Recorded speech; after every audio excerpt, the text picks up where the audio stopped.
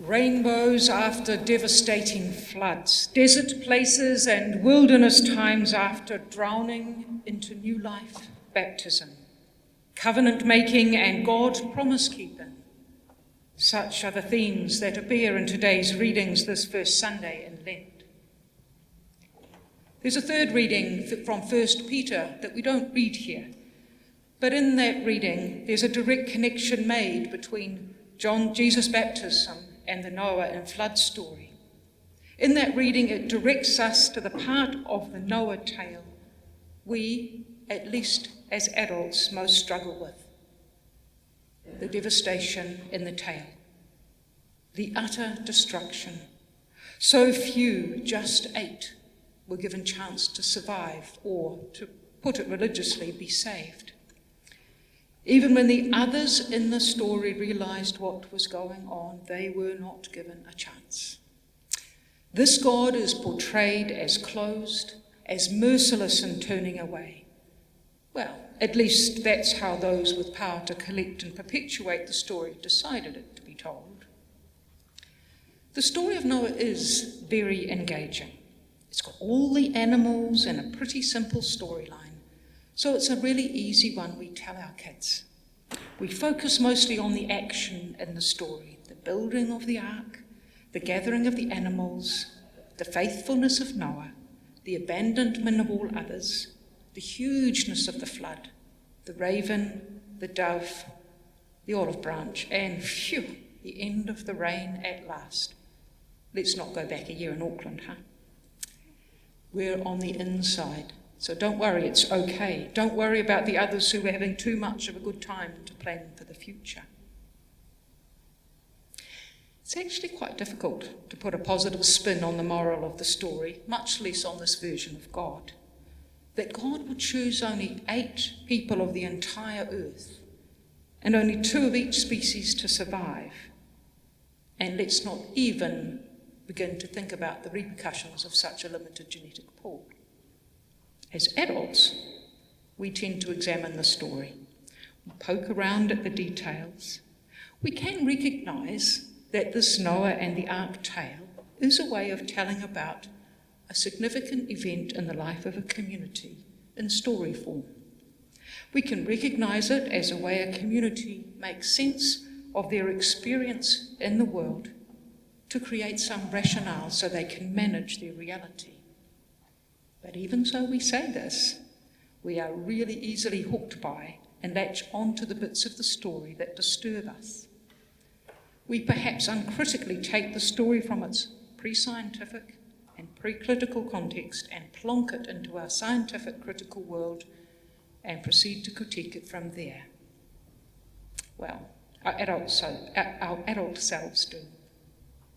You see, I have really fond memories of this story as a child. I was very much taken with the idea that all the animals were saved so we could have them now. The idea that all got on together and how snug and warm the ark must have been. How safe everyone was. It was immensely comforting. Though I do have to admit that the story does merge with the song that I loved from the vinyl record we often listened to. The Rovers one, I think, the Unicorn song. You know the chorus. There were green alligators and long-necked geese, some humpty-backed camels and some chimpanzees, some cats and rats and elephants, but Lord, I'm so forlorn.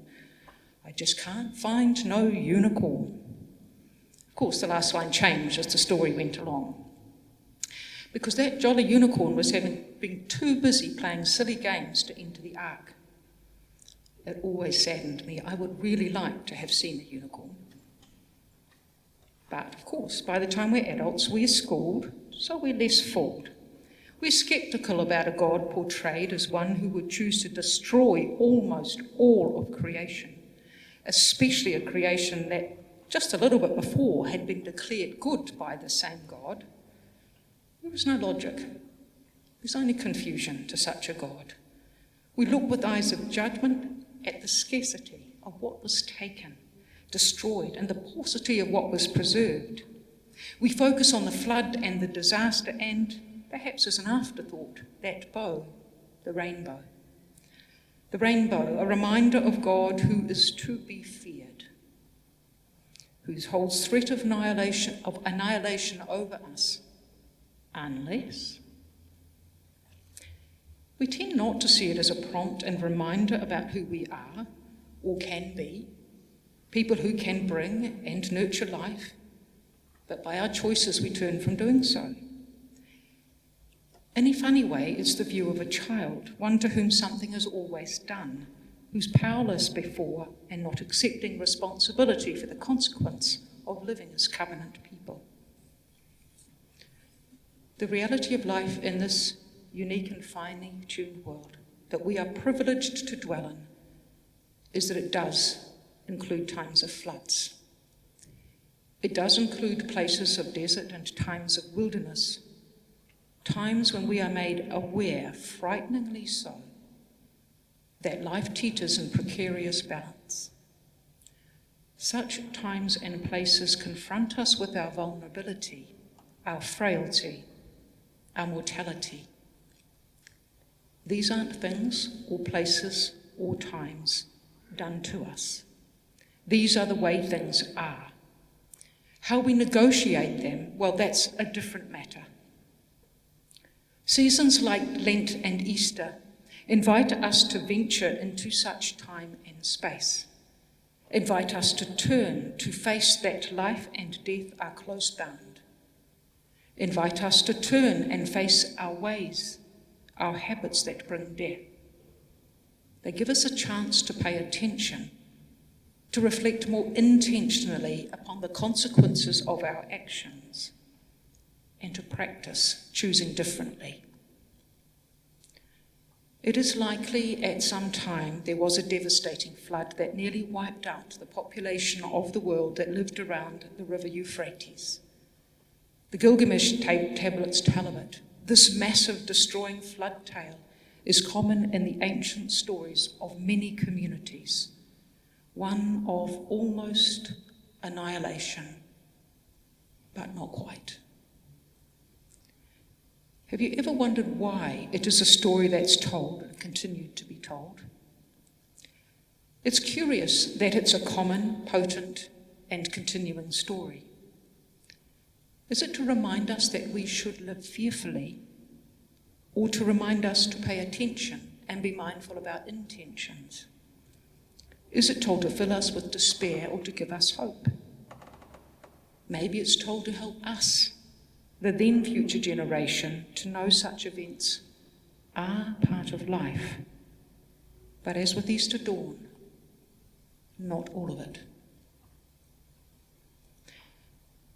Despite this Noah tale's suggestion that the few saved were the sensible ones, not the foolish, playful ones like the unicorns, just saying, we don't actually have to perpetuate that polarity in our heads, as if to imply that living in life-bringing ways must be drear drudgery and we must be carefully avoidant of any delighted playfulness. When we choose to live in ways to sustain, encourage, and bring life, we're accepting the gracious, if absolutely terrifying gift of responsibility for and of our power to influence how and if life continues. Good Friday startles us to face such capacity before Easter dawn breaks. As we look around our world, we see that in our hands, that gift given is knife-edged with curse, just as our life is knife-edged with death. Maybe this is a coming-of-age tale to remind us we are not helpless or victims. We are active agents taking part in what will be future. Life is not done to us. We choose how we participate in life's continuing in the world. It matters what we do. Fruitfulness and flourishing have a much better chance when we remember we have a place within creation, to take our place with care, where we are responsible and have responsibility to all of creation. We've only this planet Earth and its precarious orbit on which we can depend. within which all life is intimately and intricately and interdependently intertwined.